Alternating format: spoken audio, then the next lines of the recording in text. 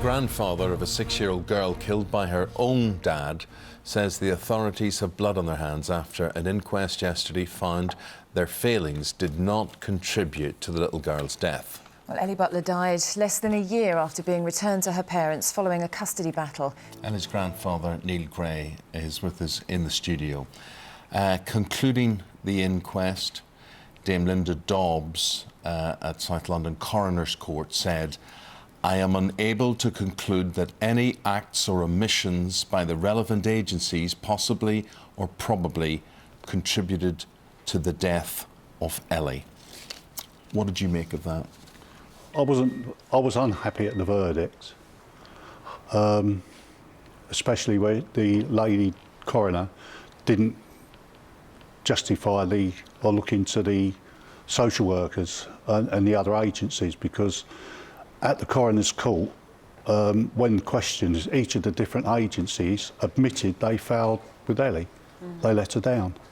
And just to make it clear, so this was looking specifically at whether there were failures in regards to Ellie's mother. It wasn't looking at the family court ruling. They were the ones that made the decision that Ellie be returned, weren't they? Yes, yes. The family court ruling was devastating, because my wife and I had Ellie for 5.5 years, since she was about 8 weeks of age, because she'd been a shaking baby at 6 weeks of age by the father. What sort of man shakes or abuses a child? He is serving 23 years now for beating your granddaughter to death. It's obvious what sort of man he is, but had he any previous history of this sort of thing? I understand from the police that he had a conviction for beating his ex-pregnant girlfriend up, and he'd been in trouble since he was 16. But was he a guy that that you welcome into your family, that you liked, or no, never ever. There was a lady doctor called Dr. D. Taranto, a forensic psychiatrist, asked by the court to give them a psychological assessment. And when she assessed him and Jenny Gray, the outcome was that they should never ever be with children unsupervised. Well, I'm just interested, you refer to Jenny Gray. That's your daughter. I know it's my daughter by birth, but I disowned her completely. So you, obviously, your opinion is that she shares some of the blame in all this? Totally, 100%.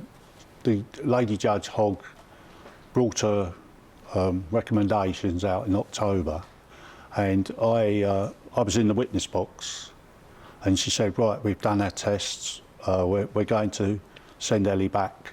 I challenged it for about 6 or 8 months, because there was a private social work agency called Services for Children who were to monitor my wife and I and Ellie to see how she was, and she wasn't. But every time my wife and I questioned them or challenged them, they got very abusive and said we were troublemakers. And how did it feel then when you had to say goodbye to her, knowing the risk that you felt she was going to be in? Absolutely terrible, because I was in the witness box in the court, and when Justice Hogg said to me, "I'm sending Ellie back, what do you think?"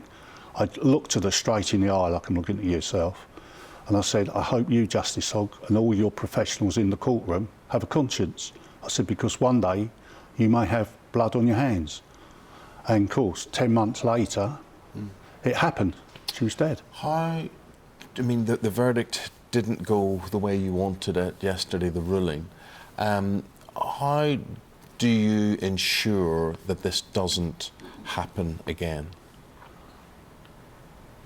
I would like to see the law changed in some way, because the lady, there's what they call a prevention of future death report, supposed to be released in the next week or two by the lady coroner, but she made it unlawful killing, but she didn't criticise the social workers or the local authority or CAFCAS.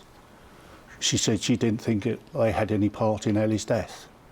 But in the open court of the coroner's court, when they were all questioned individually, they all said, "Yes, we failed Ellie." How much do you miss your granddaughter? Very much, every day, all day, every night. I mean, do you think it's hard in a sense? She's remembered for all of this that's gone on, but for you, she's obviously a little girl that you love so much. How would you like her remembered? I'd like the law changed in some way, and maybe a charity fund set up to help other children, to try and help children that are not as, you know, don't get the backup that they should. But I think all children are beautiful. You've got to look after your children. They're the future of the country. And more money's got to be spent on the prevention of deaths. And there's a lot of families out there that shouldn't be families, and there's a lot there who want families that can't have families. What sort of little girl was she? Beautiful, bubbly, bouncy, cheeky, nobody's fool. She got on well with everybody. Well, her father is now serving 23 years for beating her to death 4.5 years ago. A spokeswoman for Sutton Local Safeguarding Children Board said over the past 2 years the main agencies in Sutton responsible for children's welfare have worked hard to learn the lessons from Ellie's death and put into place measures to ensure as far as possible such a tragedy never occurs again.